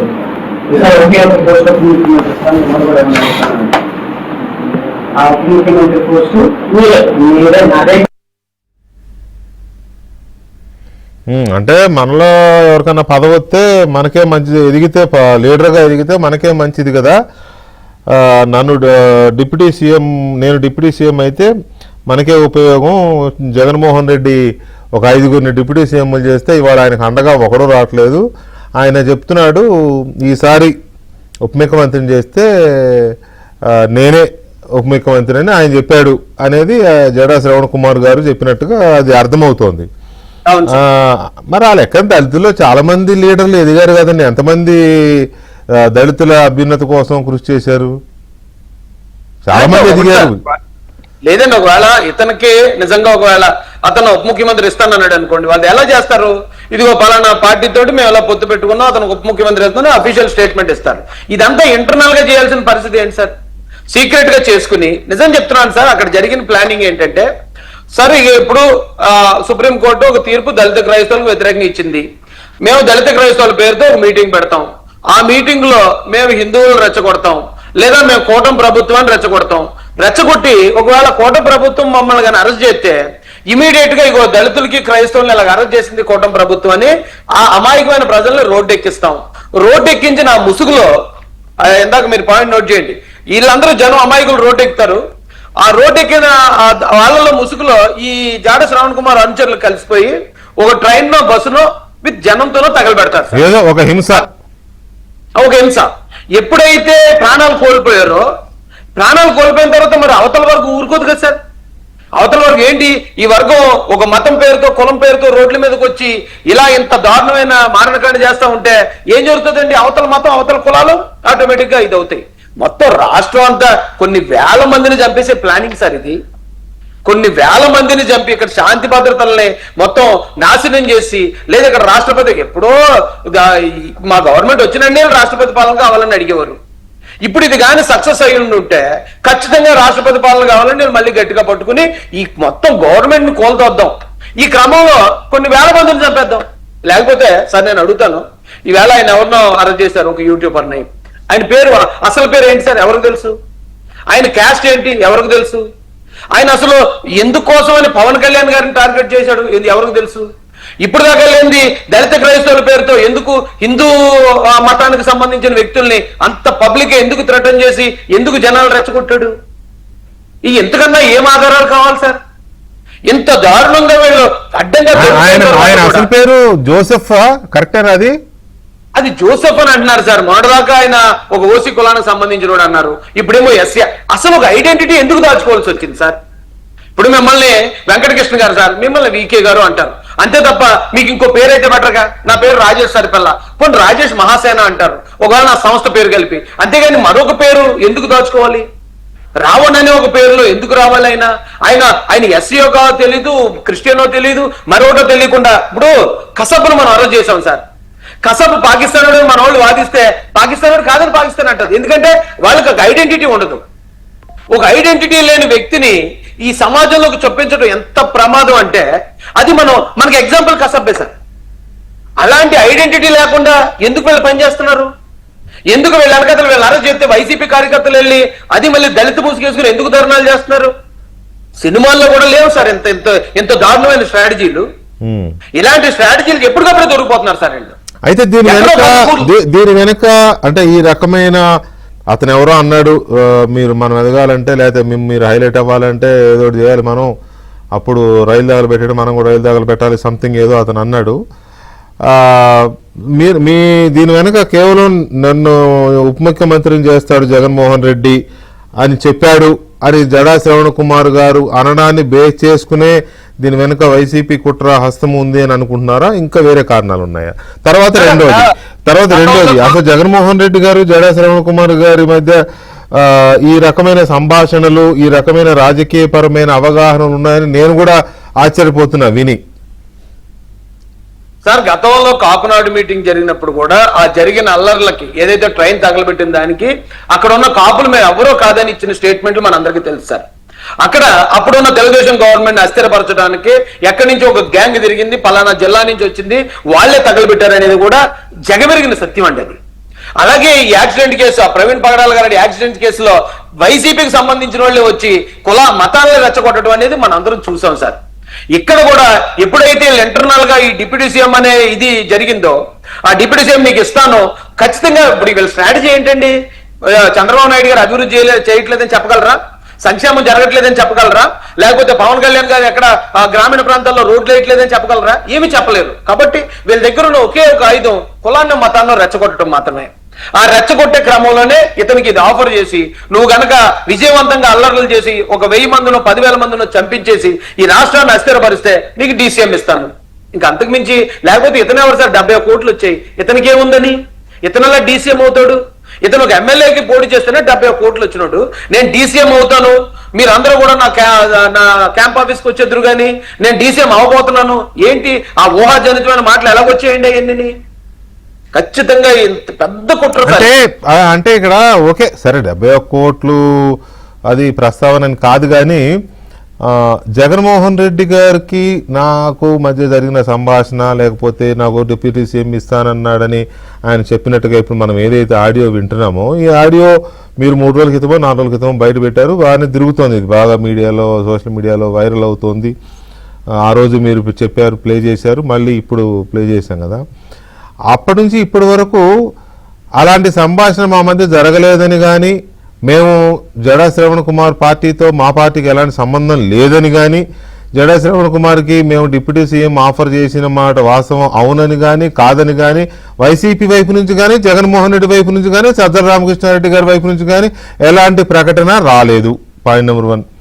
పాయింట్ నెంబర్ 2, నాకు జగన్మోహన్ రెడ్డి ఎలాంటి ఆఫర్ చేయలేదు, డిప్యూటీ సీఎం ఆఫర్ చేయలేదు, ఈ తిరుగుతున్న ఆడియో తప్పని కానీ ఒప్పని కానీ, లేకపోతే ఇలాంటి అవగాహన మాకు ఉందని కానీ, పొత్తు కుదిరిందని కానీ, దీని మీద ఎలాంటి స్పందన జడా శ్రవణ్ గారి వైపు నుంచి వచ్చినట్టు నేనైతే చూడలేదు. మరి నాకున్న సబ్జెక్టు కరెక్షన్ నేను రోజు ఫాలో అవుతాం, మీడియాలో ఉన్నాం కాబట్టి నేనైతే చూడలేదు.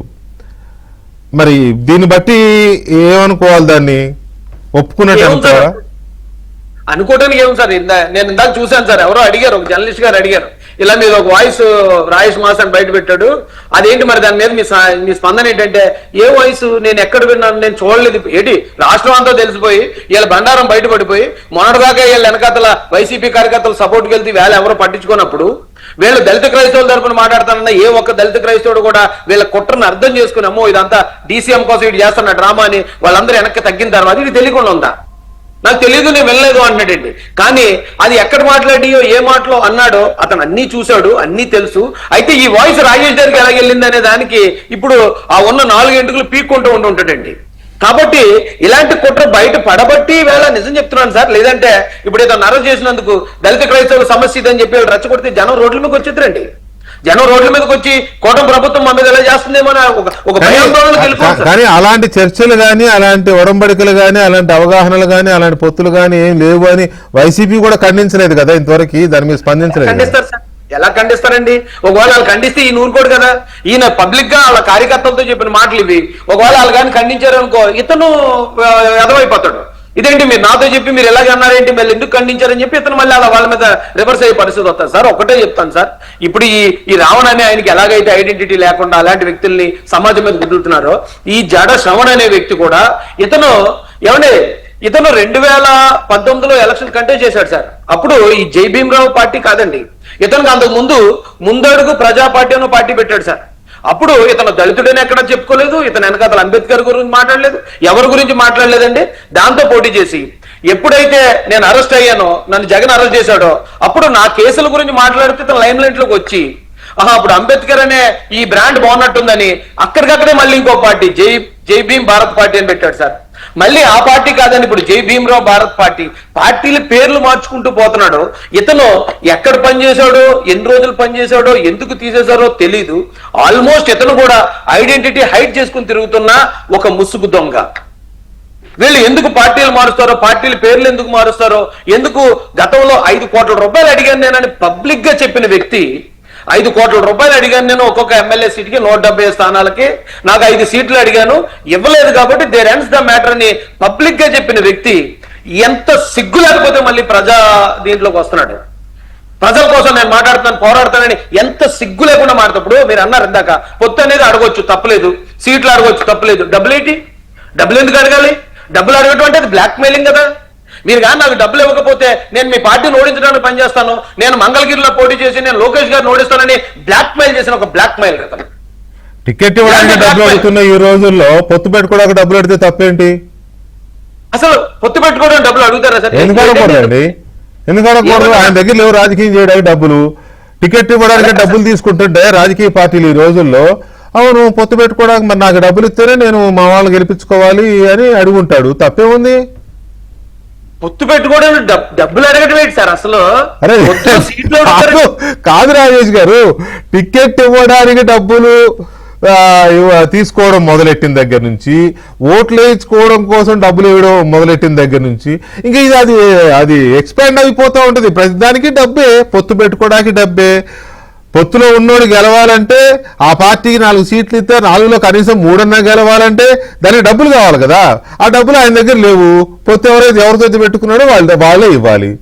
సార్ బిజినెస్ మ్యాన్ సినిమాలో మహేష్ బాబు గారి డైలాగ్ ఉంటుంది సార్, నేను క్రైమ్ ని నేను జనరలైజ్ చేసేస్తాను, అంతే. ఇది కూడా అంతే. రాజకీయం కూడా మనీ ఇదే మానిటైజ్ అయిపోద్ది. ప్రతిదీ మానిటైజేషనే. అంటే ఇంకా ప్రజలు ఇంకా దానికి అంత అలవాటు పడలేదు సార్. అలవాటు పడాలి, చేయండి. ఓట్లు కొన్నట్టుగానే టికెట్లు అమ్ముకున్నట్టుగానే పొత్తులు కూడా మనీ రిలేటెడ్ అని అలవాటు చేసేయండి అందరికి. సరే సార్, ఇప్పుడు ప్రజలకి ఒకవేళ వాళ్ళు అర్థమైన తర్వాత అప్పుడు షాక్ అవటం మానేస్తారు సార్. అప్పటి వరకు కాదు, అది ఆయన బలంగా నమ్మాడు కాబట్టే, జడా శ్రవణ్ కుమార్ గారు అది బలంగా నమ్మాడు. ఇది ఇంతకు మించి వేరే మార్గం లేదు, నా దగ్గర డబ్బులు లేవు కాబట్టి ఇదే మార్గం అని అనుకున్నాడు కాబట్టి ఆయన ఓపెన్ గా అడిగి ఉండొచ్చు. ఓపెన్ గా బహిరంగంగానే చెప్పాడు 5 కోట్లు అడిగానని చెప్పే ఇది కూడా ఉండాలి కదా, ఆ గట్స్ కూడా ఉండాలి కదా. అడిగిన వాడిని అడగలేదని చెప్తాడు కదా, అడిగానని చెప్పడం గట్సే కదా. మా పార్టీకి అలా డబ్బులు ఇచ్చి పొత్తు పెట్టుకునే ఆచారం లేదు కాబట్టి అది ఓకే, పార్టీకి ఉందో లేదో అది మీకు తెలుసు, మాకు తెలియదు. కానీ కాదు సార్, జగన్ గారు ఇస్తానని ఉండొచ్చండి. ఎందుకంటే మా దగ్గర నుంచి వెళ్ళిపోయాడు అంటే దాని అర్థం ఏంటి సార్? మేమేమో అని మా వాళ్ళు రిజెక్ట్ చేయబట్టి వెళ్ళిపోయాడు. ఈవేళ జగన్ గారి కోసం ఆయన పనిచేస్తాడంటే ఏంటి సార్ అర్థం? జగన్ గారు ఇస్తానని ఉంటారు, జగన్ గారు కొనుక్కుని ఉంటారు. ఈ లాజిక్ బాగుంది, ఈ లాజిక్ బాగుంది. Okay, this logic is good. నేను మొత్తానికి మంచి లాజిక్ పట్టుకున్నారు. అయితే ఇప్పుడు ఇందాక ఇంకొక ప్రశ్న మీకే, ఎందుకంటే కిరణ్కి తెలియదని కాదు కానీ ఇది మీరు బయటపెట్టిన కాదు మిమ్మల్ని అడుగుతున్నా. ఇప్పుడు ఇవన్నీ ఒట్టి రాంగ్ రికార్డులు లేకపోతే మేము అలా అనలేదు ఇలా అనలేదని రేపు ఇది చేశారనుకోండి, ఏ సమావేశంలోనైతే ఈ సంభాషణలు జరిగినాయో దానికి సంబంధించిన ఇంకా ఆధారాలు ఏమైనా ఉన్నాయా మీ దగ్గర బయట పెట్టడానికి? ఇంకా బొచ్చుడు ఉన్నాయి సార్ నా దగ్గర. ఆయన ఏ వైసీపీ నాయకుడి కోసం ఏం వాగాడో, జోగి రమేష్ గారి కోసం ఏం వాగాడో, తమ్మినేని సీతారాం కోసం ఏం వాగాడో అవన్నీ ఉన్నాయి నా దగ్గర. అతను అది ఫేక్ అని చెప్పమని అన్ని బయట రిలీజ్ చేస్తారు. వాళ్ళు వ్యక్తిగతంగా ఏమైనా చేసుకున్నాడు సార్. రాష్ట్ర ప్రభుత్వం మీద ఒక కుట్ర జరుగుతుందనే ఆధారాలు ఉన్నప్పుడు ఈ పార్టీకే మీ ప్రభుత్వము మీ పార్టీ దీన్ని పార్టీకి సీరియస్ ఇష్యూగా టేకప్ చేయాలి కదా, ఎందుకని ఇంకా జరగలేదు? నేను 3 రోజుల క్రితం కూడా ఇదే క్వశ్చన్ అడిగాను మిమ్మల్ని. సార్ ఏమన్నారు సార్? నాకు వాయిస్ కట్ అయిందండి. ఇప్పుడు ఇంత పెద్ద కుట్ర జరుగుతుందని బలంగా నమ్ముతున్నప్పుడు, ఆధారాలు కూడా ఉన్నాయి అనుకున్నప్పుడు దీని మీద యాక్షన్ లోకి దిగాలి కదా ప్రభుత్వం తరపు నుంచి. సార్ అది ఆ ఏర్పాట్లన్నీ జరుగుతున్నాయి సార్. అంటే ఇది ఇప్పుడు మా ఆడియో క్లిప్స్ కదా సార్, ఆడియో క్లిప్స్ ని ఎక్కడ ఉన్నాయి, ఎంతవరకు ఉంది ఏంటి అనేది ఇవన్నీ పరిశీలనలో ఉన్నాయి సార్. ఖచ్చితంగా వాళ్ళ మీద తీసుకునే చట్టపరమైన చర్యలు దీని ద్వారా కూడా తీసుకోవడం జరుగుతుంది సార్. రైట్. కిరణ్ రాజు గారు, ఈ కుట్ర ఉందని, ఈ కుట్ర జరుగుతోందని జనసేన కూడా విశ్వసిస్తోందా? ఇవాళ మీ నాయకులు కందుల దుర్గేష్ గారు మంత్రి గారు, తర్వాత బొలిశెట్టి శ్రీనివాస్ గారు ఎమ్మెల్యే గారు వాళ్ళు కూడా ప్రెస్ మీట్లు పెట్టారు. ప్రెస్ మీట్లు పెట్టి ప్రకాష్ రాజ్ విషయంలో కానీ లేకపోతే వీళ్ళు ఇష్టం వచ్చినట్టు మాట్లాడుతున్న వీళ్ళ విషయంలో కానీ ప్రెస్ మీట్లు పెట్టారు కదా. ఈ రకమైన కుట్రలు జరుగుతున్నాయని మీ పార్టీ కూడా బలంగా విశ్వసిస్తోందా? ఖచ్చితంగా సార్ జరుగుతోంది కదా సార్, జరుగుతుంది కదా సార్. మాట్లాడతాం, లేకపోతే మాట్లాడడం అవసరం ఏముంది? ఇప్పుడు ఈ జడా శ్రవణ్ కుమార్, ఈ రావణ్ వీళ్ళందరూ కూడా ఒక టీం సెటప్ అయిపోయారు. అంతా ఈ టీం సెటప్ అయిపోయి ఒక ఉద్యమం లాగా చేస్తున్నారు. ఈ రాష్ట్రంలో మనం ఈ కులం కార్డు వేసుకుని ఇంకో కులం మీద మనం దాడి చేయడానికి ప్రయత్నించే ప్రయత్నం. లేకపోతే ఏలూరులో సభ పెట్టి అక్కడ మీకు దళిత క్రిస్టియన్ సభ పెట్టినప్పుడు మాట్లాడాల్సిన అవసరం ఏముంది? మీకేమైనా ప్రభుత్వ పథకాలు రావాలా? ప్రభుత్వంలో మీరు ఏ విధంగా రాజ్యాంగం ఉన్నాయి, ఎన్ని సీట్లు తీసుకుంటారు, ఇవన్నీ మాట్లాడాలి. కానీ అంత పెద్ద బహిరంగ సభ పెట్టి పవన్ కళ్యాణ్ ఛాలెంజ్ చేస్తారు, నేను డిప్యూటీ సీఎం అవుతాను చెప్తాను. ఆయన అసలు జగన్మోహన్ రెడ్డి సీఎం అవుతాను లేదు, ఆయనకి భ్రమలో కూడా లేదంట. ఈయన వాస్తవం సార్. అసలు మొన్నేమో కాపులు మీటింగ్ పెట్టి 5 మందికి కాపులు మేము ముఖ్యమంత్రి అవుతాం అన్నాడు జగన్ పార్టీలో. ఈ రోజు ఈయన ఏందో డిప్యూటీ సీఎం ఇద్దరు ముగ్గురు అవుతారు అంటే రావణ అవుతారో శ్రావణ అవుతారో తెలియదు, లేదా ప్రకాశ్ రావు అవుతారో తెలియదు. మొత్తం కన్ఫ్యూజన్, ఇదంతా వీలే మొత్తం కన్ఫ్యూజన్ ఉన్నారు. తమాషా ఏమంటే సార్, ఇందులో ఒక హాస్యాస్పద విషయం ఉంది. ఇందులో రావణ్ అనే వ్యక్తి మీద ఈరోజు రాష్ట్రంలో అన్ని పోలీసులు కేసులు పెట్టారు. ఎందుకు పెట్టారు? అతను ఉప ముఖ్యమంత్రి గారు ఆయన కుటుంబ సభ్యులను విమర్శించారని చెప్పి కేసులు పెట్టారు. అభిమానులు కార్యకర్తలు పెడతారు. Last time government Jaganmohan Reddy పెట్టాడు, మేము పెట్టాం. ఈయన రావణ్ అనేవాడు లోపల ఉన్నాడు, ఆయన కాపాడేందుకు ఆయన లోపాలు చూపిస్తాడు, శ్రావణ బయట ఉంటాడు ఈయన కోసం అన్ని స్టేషన్లు రాష్ట్రం అంతా. ఆయన లోపల ఆయన బయట కమిట్మెంట్ ఉండదు సార్, ఇద్దరు కమిట్మెంట్. మళ్ళీ వీళ్ళంతా మాట్లాడేది ఎవరితో? ఈయన వైసీపీ వాళ్ళతో రాత్రిలో మాట్లాడతాడు, ఈయన ప్రకాష్ రాజ్తో మాట్లాడాడు. ప్రకాష్ రాజ్తో మాట్లాడిన వాక్యం ఈ రోజు మొత్తం సోషల్ మీడియా వైరల్ అయింది. ప్రకాష్ రాజ్ ఈయన అడుగుతాడు ఏం చేయాలి చెప్పు అంటే, ఆయన ఇలా చేయండి అలా చేయండి అంటే ఏంది? ప్రకాష్ రాజ్ సినిమా సెటప్పే, సినిమాలో కథ రాసుకొని ఏ విధంగా అయితే మాట్లాడతాడో ప్రకాష్ రాజ్ వాక్యంలో కూడా ఈ రోజు ఈ రావణ్ దగ్గర స్క్రిప్ట్ తీసుకొని మాట్లాడుతున్నాడు. ఈ రావణ్ అనేవాడు ఎక్కడికో స్క్రిప్ట్ వస్తుంది, వైసీపీ స్క్రిప్ట్ వస్తుంది పక్కా సార్. ఈరోజు కాదని చెప్పే అవకాశమే లేదు. మొత్తం వైసీపీ సోషల్ మీడియా అంతా కూడా రావణు శ్రావణు ప్రకాష్ రాజు, రావణు శ్రావణు ప్రకాష్ రాజు వీళ్ళు చుట్టే తిరుగుతుంది. మన మీడియా కానీ సోషల్ మీడియా కానీ ఎంత దారుణం అంటే ప్రజలు తెలిసిపోతుంది. కులాల మధ్య యుద్ధం పెడతారు, కులాలను తిడతారు. జగన్ సీఎం అవుతారో తెలియదు కానీ వీళ్ళు డిప్యూటీ సీఎం అయిపోయారు. అప్పుడే చాంబర్లు కట్టుకుంటున్నారు, అదే చాంబర్లు కట్టేటప్పుడు చాంబర్లు గన్మెన్ సెట్ చేసినట్టు చూస్తున్నారు. అదే అలా జరుగుతుంది సార్ ఏదో. కానీ ప్రజలు అన్ని చూస్తున్నారు సార్. ఒకటే చెప్తున్నాం, దయచేసి ఏపీ పోలీస్ శాఖకి కూటమిలో వినతి చేయమంటే ఇలాంటివి సీరియస్ యాక్షన్ తీసుకోండి, బలమైన కేసులు కట్టండి. రేపు ఇంకోటి విమర్శించాలంటే మనం అన్ని రోజులు జ్యుడిషియల్ రిమాండ్ లో ఉన్నాం రా అని అది విషయం తెలిసే తప్ప ఇంకోసారి నాట్ ఓన్లీ పవన్ కళ్యాణ్ గారు, రేపు మళ్ళా ప్రభుత్వాలు ఎప్పుడు భవిష్యత్తులో మారచ్చు. పవన్ కళ్యాణ్ గారు గవర్నర్ గారిని కలిశారు, బహుశా ఈ విషయంలో అనుకుంటా. తర్వాత ఆకే రవికృష్ణ IPS ని ఆయన ఐజీని కలిసి ఐజీ వెళ్ళి పవన్ కళ్యాణ్ గారిని కలిశారు. ఈ సోషల్ మీడియాలో ఇట్లా మాట్లాడే వాళ్ళ మీద కానీ ఇట్లా ప్రభుత్వం సీరియస్ గానే ఉందా ఇటువంటి విషయాల మీద? ఉంది సార్, బట్ సీరియస్నెస్ కోర్టు దాకా తీసుకెళ్ళట్లా. నీకు సీరియస్నెస్ అరెస్ట్ వరకు చూపిస్తున్నారు, శిక్ష కానీ సీరియస్నెస్ చూపించలేదు. ఇప్పుడు అంటే అప్పుడు రాజేష్ కానీ నన్ను గానో లేకపోతే మొన్న కిరణ్ కుమార్ గాను ఇంకోటి కానీ మా విషయంలో సీరియస్ చూపించింది అప్పుడు పోలీసులే. అప్పుడున్న పోలీసులు ఇప్పుడే, అప్పుడున్న చట్టం ఇప్పుడే ఉంది, కొత్త చట్టం ఏమి రాలేదు ఇంకా. కొత్తగా సృష్టించిన చట్టాలు ఏవి? అప్పుడు మేము అరెస్ట్ అయ్యి జైలుకు పోయిన వాళ్ళు ఈరోజు వీళ్ళు జైలుకు పోవట్లా. మళ్ళీ టీడీపీ వాళ్ళు జైలుకి వెళ్తారు, జనసేన జైలుకి వెళ్తారు, వైసీపీ వాళ్ళు జైలుకు పోవట్లా మా ప్రభుత్వంలో. ఇదే అదే చెప్తున్నాం కదా, లాయర్లు పెట్టే కేసులు ఏమైనా వీక్ ఉందా, లాయర్లు వాదించే వాదనకి వీక్ ఉందో గట్టిగా ఉందో, పోలీసులు పెట్టే కేసులు వీక్ ఉందో తెలియట్లేదు. కానీ సోషల్ వీలైతే మాట్లాడే మాటలు ఇలాంటి రావణ్ లాంటాడు ఇంకోటి ఇంకొక ఇద్దరు ముగ్గురు తయారు కాకముందే ప్రభుత్వం సీరియస్ అయితే తప్ప, లేదంటే రాబోయే ఈ 3 ఏళ్ళు కానివ్వండి భవిష్యత్తు కానివ్వండి చాలా దారుణంగా భయంకరంగా అసలు ఇళ్లలో ఇంకా టీవీలో కూడా చూడలేని, మొబైల్ ఫోన్ లో చూడలేని పరిస్థితికి వస్తుంది సార్. సీరియస్ గవర్నమెంట్ నిజంగానే యాక్షన్ తీసుకోవాలి, సపరేట్ సెల్ ఏర్పాటు చేయాలి సోషల్ మీడియా కోసం. రైట్ కిరణ్ రాయల్ గారు, థ్యాంక్ యూ వెరీ మచ్. అలాగే రాజేష్ గారు, థ్యాంక్ యూ వెరీ మచ్ అండి చర్చలో పాల్గొన్నందుకు. ఇక